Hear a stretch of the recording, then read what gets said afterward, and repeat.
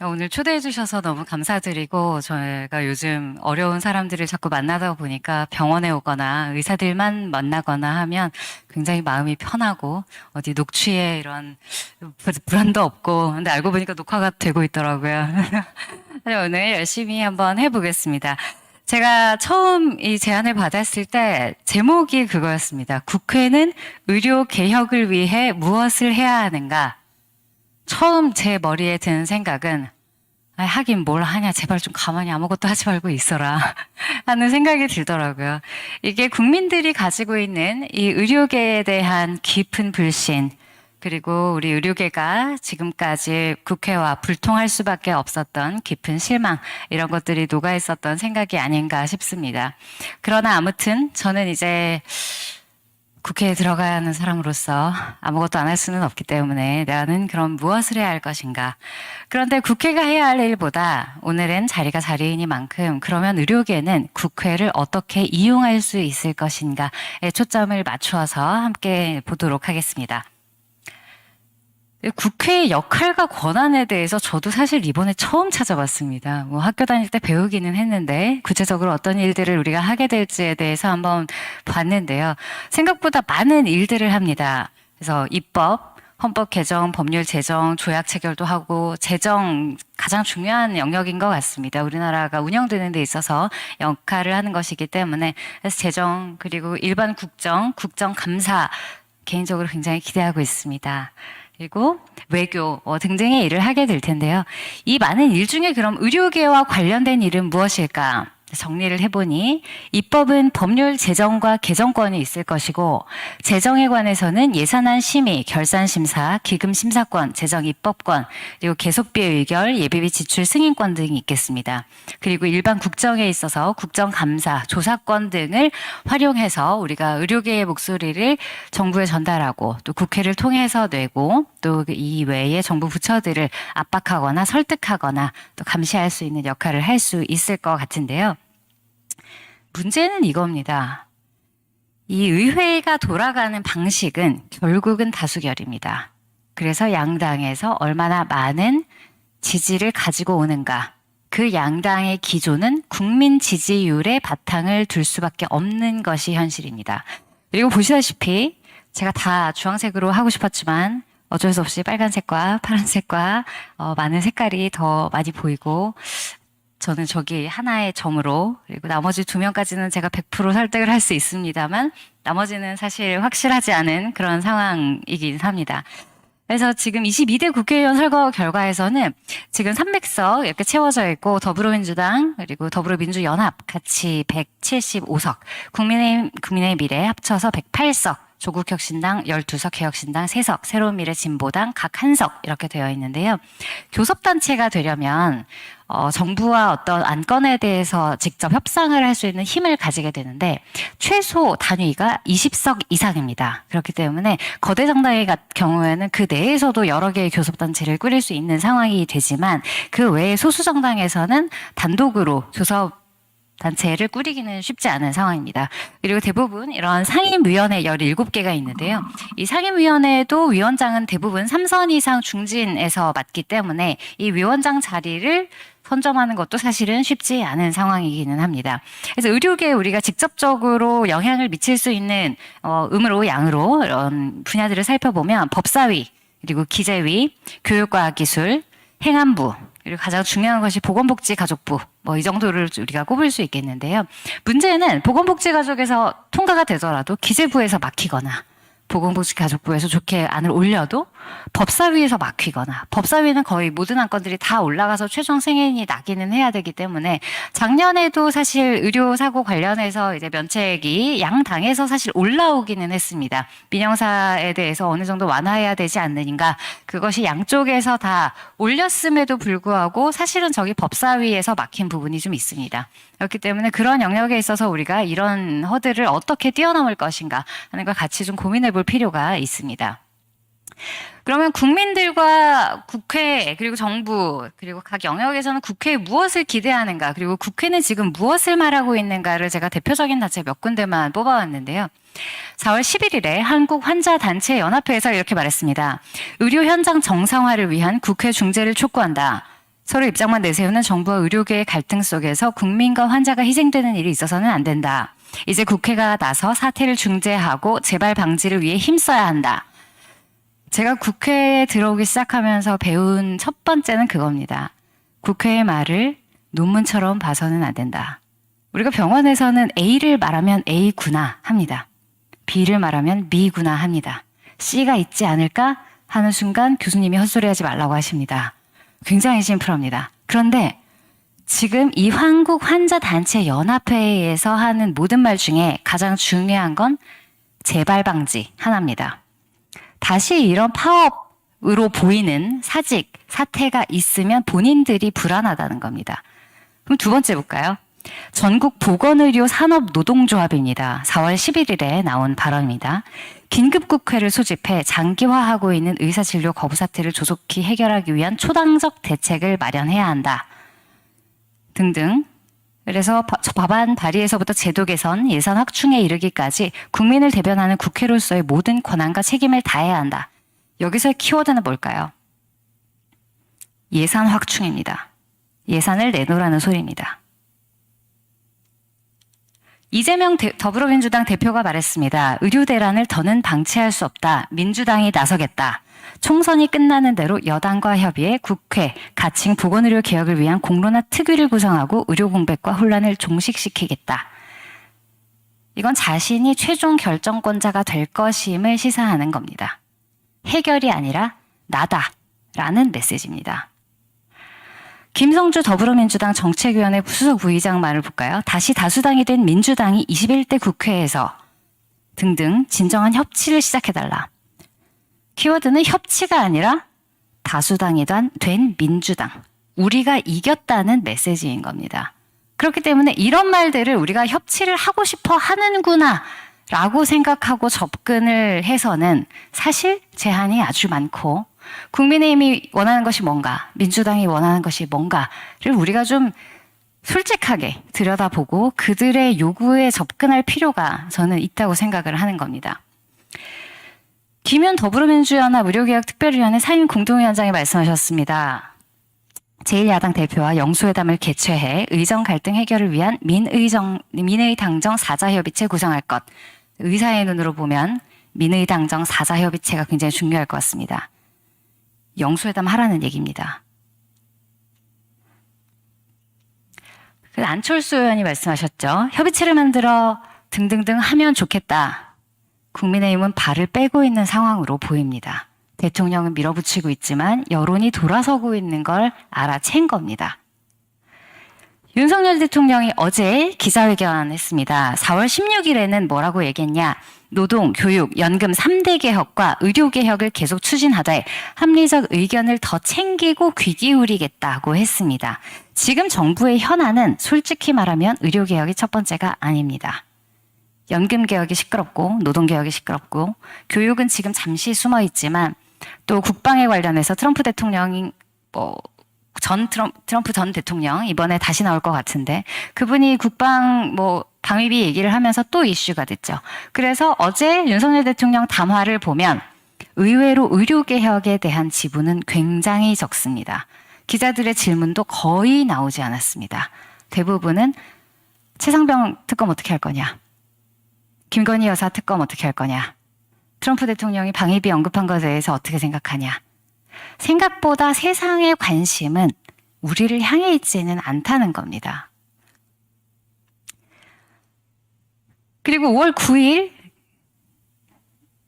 어제 간담회, 긴급 간담회 겸 이제 기자회견을 했는데 다행히 지금 야당에서도 국민이 바라는 이 의료 개혁에 대해서 많은 공감과 지지 의사를 표시해 줬기 때문에 이 문제를 풀어나가는 데 큰 도움이 될 것 같다. 책임을 나누자는 얘기입니다. 내가 혼자 하는 거 아니고 민주당 너희도 동의했지 않냐? 라는 메시지를 내는 겁니다. 그러니 방향은 현 방향대로 갈 가능성이 높다. 그래서 대통령 직속 의료개혁특별위원회가 발족을 했습니다. 지금 2회까지 공식적인 회의가 나온 것으로 알고 있고요. 우리가 알고 있는 이 21개 단체장 그리고 정부위원 6명이 들어갑니다. 그래서 기재부, 교육부, 법무부, 행안부, 복지위, 금융위까지 해서 6개 부처 기관장 총 27명이 참석하게 되어 있는데요. 위원장이 노현웅 한국제약바이오협회장이 들어가 있고요. 그 외에 병원협회, 중소병원협회 추천, 국립대학, 대한약사회, 간호협회, 한의사협회, 치과의사협회 한 분씩 들어와 계십니다. 나머지 경영자총협회, 새로고침 노동자, 환자, 소비자단체, 경실련 다 들어와 있고요. 나머지 보건의료 전문가, 경제재정 전문가, 여기는 다 국가에서 지원하는 영역들에서 많이 들어와 있는 것으로 보입니다. 그래서 지금은 사실 의사협회 추천, 전공의협회 추천, 대학의학회 추천은 사실상 보이콧을 한 상황인데 문제는 뭐냐면 이 상황에서 보이콧을 하는 상황만 길어지고 대안을 빨리 제시하지 않으면 결국은 공이 저쪽으로 넘어갑니다. 그리고 다시 찾아오는 것은 아까 보여드린 의회 구성상, 양당의 입장상 쉽지 않을 겁니다. 그래서 과거에는 나름대로는 공이 우리에게 있었습니다. 당연정제가 있어도 아무튼 전문가로서의 입지가 있었고 지금처럼 의사에 대한 여론이 나쁘지도 않았고 이 정도로 정부가 밀어붙이는 방향의 개혁안이 나온 적도 사실은 없죠. 그래서 예전에는 뭐 의료란 무엇인가 굉장히 전문적으로 우리가 의학에 입각해서 볼 수 있었고 의사의 사회적 입지는 그것도 어느 정도는 우리가 결정할 수 있는 부분도 있었습니다. 그런데 팬데믹 지나갔고 정권이 바뀌었고 지금 의료개혁에 대해서 국민의 적어도 65% 이상 많이 낮아지긴 했지만 여전히 많은 숫자가 동의하고 있고 기자분들 만나봐도 여전히 기자분들 또한 국민들과 비슷한 생각이십니다. 그래서 제가 요즘 밥 먹으면서 한 2시간 정도 길게 밥을 먹으면서 못 나가시게 이렇게 안쪽으로 밀어놓고 설득을 합니다. 왜 이게 문제인가. 근데 그렇게 설명하시면 다 또 이해를 하십니다. 그리고 기사도 정확하게 잘 써주십니다. 그렇기 때문에 이게 우리가 답답하다. 그래서 뭔가 파괴적인 방법을 써야 된다. 그래서 지금 쓰고 있는 거 알고 있습니다. 그리고 저 전공의 선생님들 너무나 지지합니다. 그러나 이것을 우리가 장기적인 플랜 없이 계속 가는 것은 우리로서도 문제가 발생할 수 있고 우리도 국민이자 환자로서 이것이 장기화되는 것을 원하지는 않지 않습니까? 그렇기 때문에 우리가 그러면 앞으로 의료개혁의 본질에 대해서 지금 갑론을박이 있는 이 상황에서 누가 승기를 잡을 것이며 앞으로 누가 그러면 뉴노멀을 주도할 것인가에 대한 것을 우리가 가져와야 됩니다. 지금 의료개혁, 의료대란, 의정갈등, 의료농단 보는 방향에 따라 모든 사람이 같은 상황을 다르게 표현합니다. 이것이 역사에 어떻게 남겨질지는 이 미래를 선점하는 자가 결정할 것이라고 저는 봅니다. 그러면 보통 이제 국회에서 그럼 결정을 해라. 국회가 나서야 되지 않냐. 그럴 거면 국회가 왜 있냐. 이렇게 얘기를 하시는데 국회가 주도할 수도 있기는 합니다. 여론을 만들 수 있고 법을 만들 수 있기 때문에 가능은 하나 문제가 있습니다. 국회가 주도를 해서 이런 의료에 있어서의 뉴노멀을 설정을 한다면 당연히 국민의 요구에 맞는 의료 체계가 확립이 될 겁니다. 단기적으로 국민들은 만족하실 겁니다. 장기적으로 희귀병 치료가 어려워지고 세부분과 다 무너지고 응급의료 체계가 망가지겠지만 단기적으로는 만족하실 거라고 저는 봅니다. 환호할 것이고 표도 많이 가져갈 수 있을 겁니다. 국회 입장에서. 국민적 동의를 얻기가 아주 쉽죠. 그리고 양당이 지금 동의하고 있는 상황이기 때문에 정책 집행도 아주 빠르게 잘 될 겁니다. 중간에 낭비되는 재정이 없을 거란 얘기입니다. 새로운 패러다임을 만들기 위해서는 결국 다 돈이거든요. 이 시간도 기회비용이고 집행되는 재정도 기회비용입니다.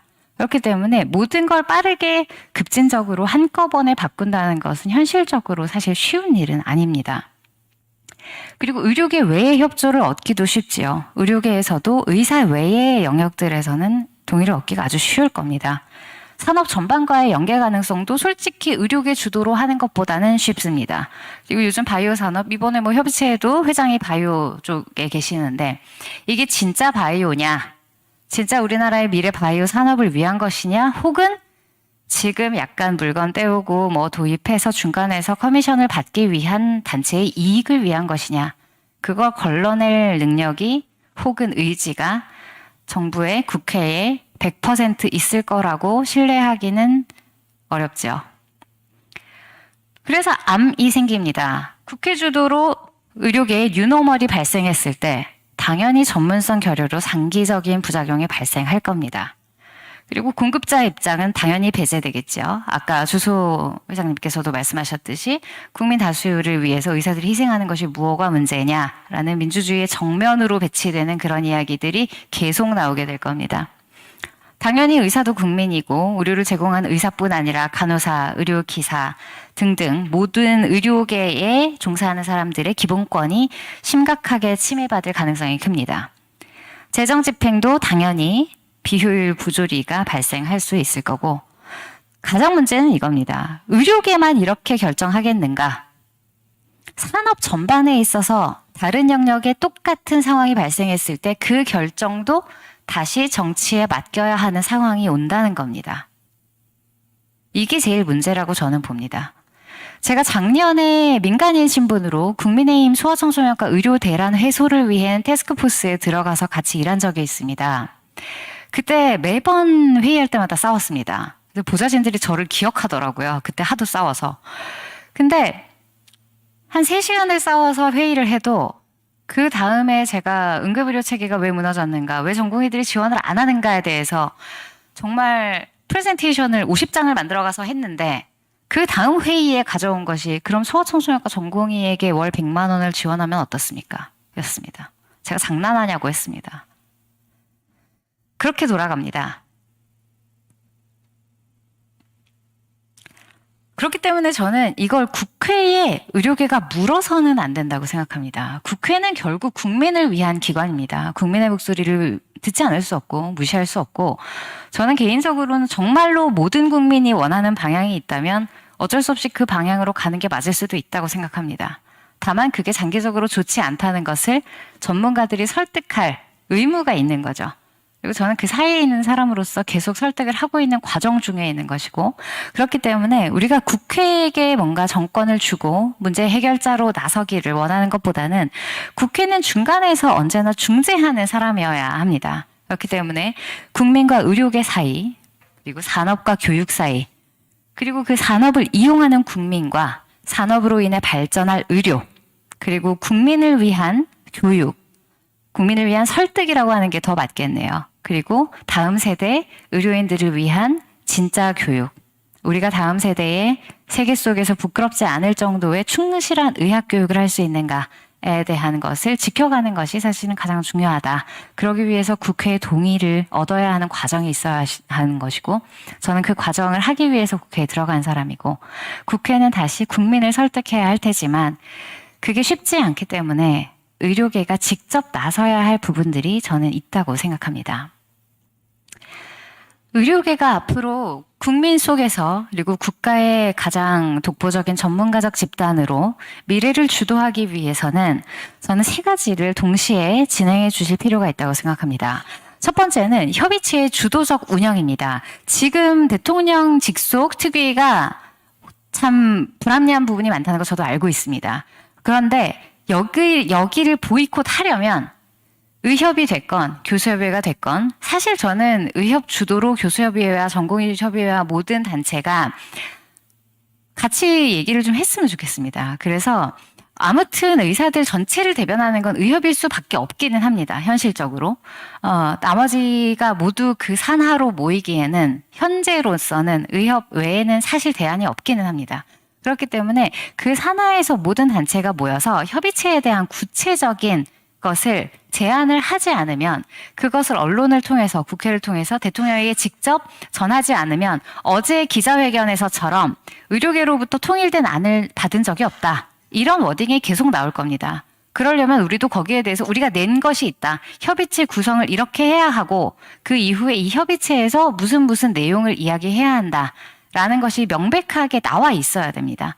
그런데 제가 생각하기에 의료계에서도 실제로 제가 의사니까 솔직하게 우리끼리 얘기를 하는 거지만 실제로 확실하게 지금 통일된 안이 있는가? 그래서 우리가 딜을 할 만큼의 준비가 되어 있는가? 저는 아직은 부족한 부분이 있다고 생각합니다. 그래서 오늘 비대위 이런 모임도 다 그 과정에 있다는 것을 알고는 있지만 생각보다 주어진 시간, 남은 시간이 많지 않기 때문에 조금 더 속도를 내주실 필요가 있다는 생각이 들고요. 두 번째는 이번 사태를 대한 이 협의체 외에도 미래의료 청사진을 제안할 필요가 있습니다. 앞서 말씀해주신 박형우 교수님, 주소 교수님 말씀하신 대로 현재 시점에서 운영되고 있는 저수가 기반의 당연지정제는 지속 가능하진 않습니다. 반드시 붕괴하게 되어 있습니다. 그렇기 때문에 그 전에 우리가 그러면 어떤 형태의 의료 시스템을 가지고 나가는 것이 좋은가에 대한 공론화를 할 필요가 있고 거기에 대한 안을 선명하게 제시를 의료계에서 먼저 해야 국가나 국민들이나 언론이 그걸 반박하는 태세로 나오고 우리가 그걸 지켜갈 수 있지, 이게 정부 측에서 먼저 나온 이후에는 그걸 바꾸기가 참 어렵습니다. 그래서 지금 서울대 비대위에서 아마 그런 모델을 하기 위해서 아마 다음 주에 간담회를 하시는 걸로 알고 있는데, 저는 이 간담회들도 이렇게 학교별로 할 것이 아니라 전위교협에서도 물론 하시는 거 알고는 있어요. 그런데 사실 아직도 제가 보기에는 다소 파편화되어 있는 부분은 있고, 이게 시간이 많으면 지금 하고 계신 방식이 너무나 좋습니다. 가장 다양한 의견을 반영할 수 있기 때문에 너무 열심히 잘해주고 계셔서 제가 이렇게 말씀드리는 게 참 송구하지만, 시간이 없기 때문에, 그리고 여론이 지금은 다시 약간 좋아지는 것 같지만 만약에 이 시점에서 정말 이 의료 공백으로 인해서 좋아지지 않는 환자가 몇 명씩 생겨나기 시작하면 이 여론이 다시 뒤집히는 건 시간 문제입니다. 그렇기 때문에 그걸 선점하고 우리가 잡고 있지 않으면 앞으로가 녹록지 않을 것이다. 그리고 제가 이 얘기를 하는 이유는 저도 언젠가는 또 진료실로 돌아가지 않겠습니까? 그런데 지금 제가 참 가슴 아픈 것은 의사-환자 관계, 우리 예전에 교과목으로도 배웠습니다. 의사-환자 관계, 거기에 무엇이 있는가.